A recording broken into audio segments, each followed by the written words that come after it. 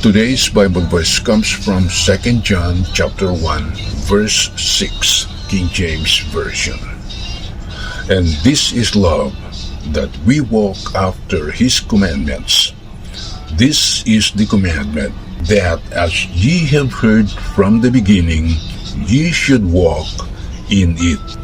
2 John 1:6 defines biblical love not as a mere feeling, but as active obedience to God's commands, specifically to live according to the truth of the gospel and to love one another.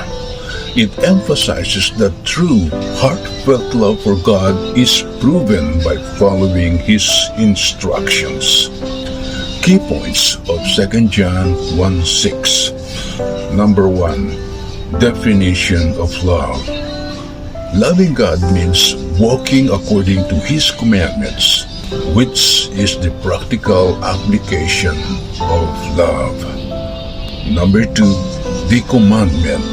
The core command is to walk in love, a fundamental truth known from the beginning of the Christian life. Number 3.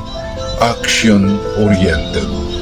This love is not just a sentiment. It requires concrete action and behavior that aligns with God's will, especially regarding how believers treat each other. Number 4. Connected to truth. True love for God is intrinsically linked to adhering to the truth of the gospel, not just vague affection.